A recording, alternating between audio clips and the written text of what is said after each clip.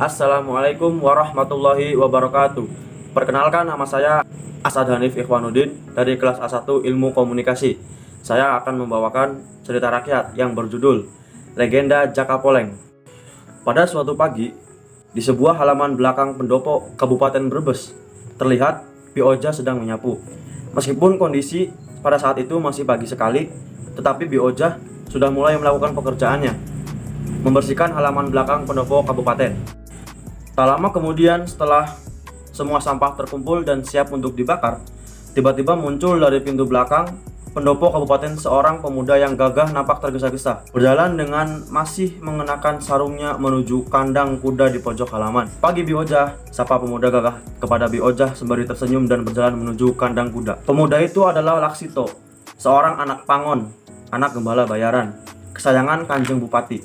Pekerjaannya yang selalu rapi dan disiplin selepas subuh dalam merawat Kiai Genta, kuda kesayangan Bupati, membuat dia selalu disanjung oleh sinuwunya, yaitu Gusti Kanjeng Bupati Brebes.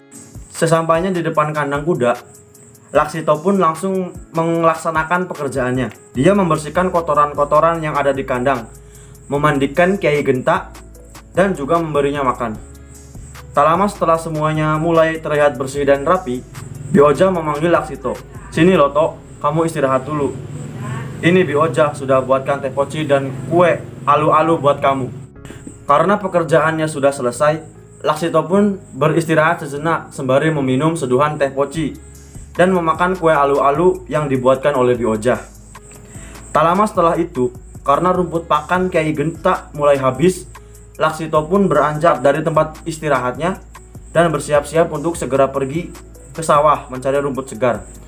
"Bi, aku pamit ke sawah dulu ya Bi," ucap Laksito berpamitan kepada Bi Oja sambil menyangkutkan dua keranjang bambu kosong ke pundak sebelah kanannya, serta melebatkan sabit tanpa sarung di dalamnya. "Ya sudah, kamu hati-hati ya Tok," jawab Bi Oja kepada Laksito. Tak lama kemudian, sosok Laksito pun mulai terlihat keluar dari balik pintu gerbang pendopo kabupaten. Ditelusurilah pemantang sawah itu olehnya, hingga berhentilah kakinya itu pada sawah yang terletak di kaki bukit Wanasari. Di sana terdapat rumput hijau yang lebat dan segar untuk diambil sebagai pakan Kiai Genta. Laksito pun dengan segera menurunkan keranjang bambu kosong yang dibawa olehnya. Kemudian diambillah sabitnya itu dan tanpa ragu dia langsung menyabit semua rumput gajah segar yang tumbuh liar di kaki bukit. Tak lama kemudian, keranjang bambu yang dibawa Laksito kini telah terisi penuh oleh rumput segar yang diambilnya. Di saat itu juga tergambar raut wajah lelah Laksito. Laksito pun beristirahat sejenak sebelum kembali ke pendopo. Ia duduk di bawah pohon rindang di kaki bukit sembari mengkipas-kipas badannya dan meminum teguk demi teguk air yang dibawanya. Semilir angin yang berhembus di sekitarnya menghentikan cucuran keringat yang keluar dari tubuhnya. Rasa lelah kini berganti menjadi rasa kantuk. Namun di saat mata Laksito mulai terlelap, di dalam tidurnya ia melihat seekor ular poleng atau ular belang besar bermahkota emas melintas di depannya. Laksito mengkedip-kedipkan matanya beberapa kali, bahkan menggosokkan kedua tangannya untuk memastikan bahwa dia tidak sedang bermimpi. Setelah Laksito yakin bahwa itu bukanlah mimpi, ia mengikuti ular belang itu. Laksito mengendap-endap di belakang ular ajaib itu dan mengikuti kemana arah ular itu pergi. Langkah berkelok-kelok, ular itu berhenti pada sebuah semak rimbun. Dari jarak yang tidak terlihat jauh, sosok Laksito yang sedang mengikutinya. Namun kini ia hanya dapat melihat ekor dari ular itu yang bergerak-gerak ke kanan dan ke kiri dan sekali-kali memutar karena tertutup semak-semak. "Pertanda apa ini sampai aku mengalami hal seperti ini? Apakah ini tafsir dari mimpiku semalam?" gumam Laksito dalam hati sembari memegang janggutnya. Setelah beberapa saat kemudian, Laksito yang bengong tak sadar jika ular belang bermahkota emas itu telah menghilang. Dia menghampiri semak itu dan mencari-cari kemana ular itu pergi. Namun ia tidak menemukannya. Yang ia temukan hanya selaput bening berkilauan yang tidak lain adalah sisik milik ular itu. Laksito pun memungutnya dan memasukkannya ke dalam saku celananya. Lalu setelah itu ia bergegas pergi ke tempat tadi dan segera merampungkan pekerjaannya. Akhirnya selesai juga. Ya sudah, aku bereskan semuanya dan segera kembali ke pendopo, ucap Laksito yang terlihat senang karena pekerjaannya kini telah selesai. Dan dengan segera ia pulang ke pendopo.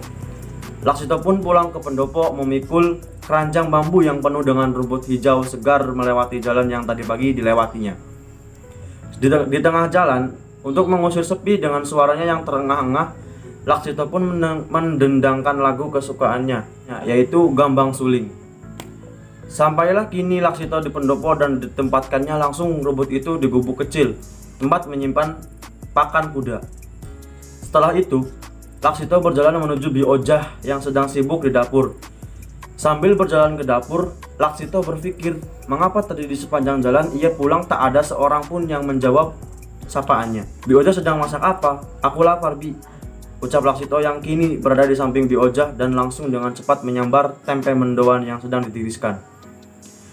Bi Ojah pun terkaget mendengar suara itu hingga abu dari tungku yang sedang ditiupnya dengan selongsong bambu berhamburan mengenai wajahnya. Karena ia melihat tak ada seorang pun manusia di ruangan itu kecuali dirinya. Duh Gusti, siapa itu? Teriak Bi Ojah sembari mengusap wajahnya yang penuh abu. Ini aku, Bi, Laksito. Aku di samping Bibi, jawab suara itu sambil memegang tangan Bi Ojah yang menodongkan selongsong bambu. Jangan berbohong kamu pasti setan.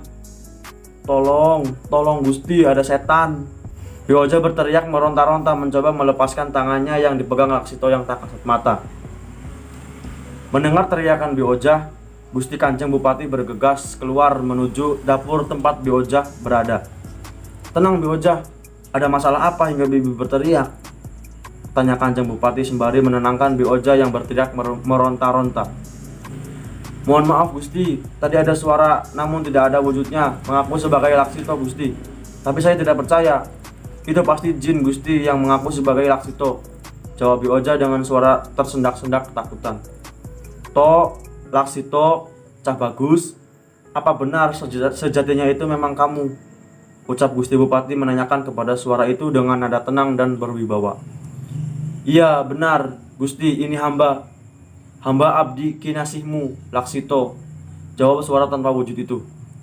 Lalu jika memang benar itu kau, mengapa kau seperti ini toh? Apa yang terjadi sebenarnya?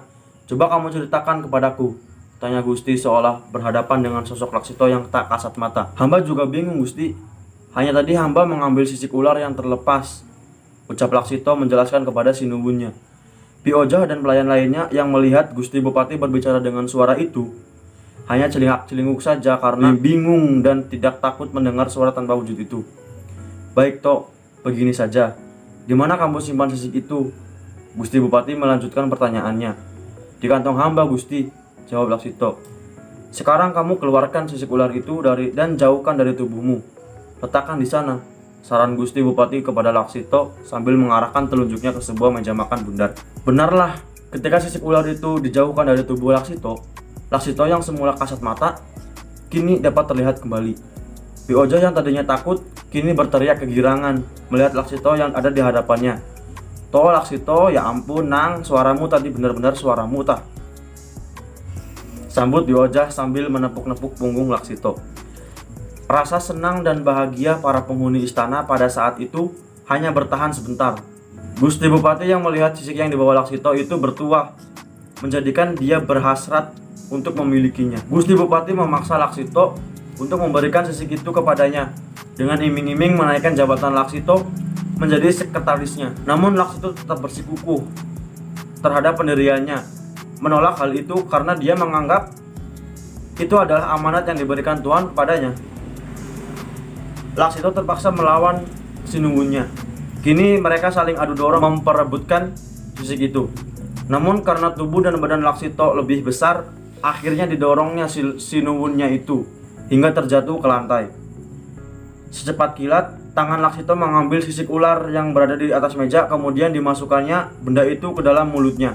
Alih-alih bermaksud hanya untuk menyembunyikannya saja, tapi tanpa sengaja sisik ular itu tertelan. Perlahan-lahan sedikit demi sedikit tubuh Laksito hilang dan raib. Laksito menyesal dan meminta maaf kepada gustinya itu. Tapi hati Gustinya itu masih tertutup oleh amarah yang menyelimutinya. Di lain sisi, suara tangis pecah biojah mulai terdengar mengiringi sosok pemuda yang sudah dianggapnya sebagai anak sendiri mulai lenyap. Akhirnya, setelah beberapa saat kemudian, Gusti Bupati mulai sadar bahwa semua itu adalah kesalahannya. Justru kini Gusti Bupati lah yang meminta maaf kepada Laksito.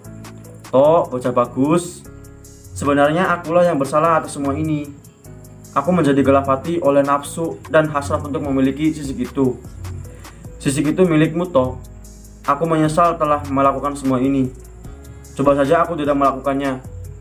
Pastilah sekarang kau masih bersama kami," ucap Kanjeng Bupati kepada Laksito yang sebentar lagi akan lenyap. "Hamba memaafkanmu, Gusti. Mungkin ini sudah menjadi nasib hamba. Tapi izinkanlah hamba untuk terus mengabdi di sini selamanya, Gusti," jawab Laksito yang mulai melirih. "Baiklah, Laksito, wujudmu sekarang sudah tidak ada. Permintaan dan perintahku jika kamu ingin mengabdi selamanya di sini, tolonglah jaga rakyatku, yaitu rakyat Brebes. Dan karena kamu masih berjaka dan menelan sisik ular poleng atau ular belang, maka namamu akan aku ganti menjadi Jaka Poleng." Itulah legenda cerita rakyat Jaka Poleng yang berasal dari Kabupaten Brebes.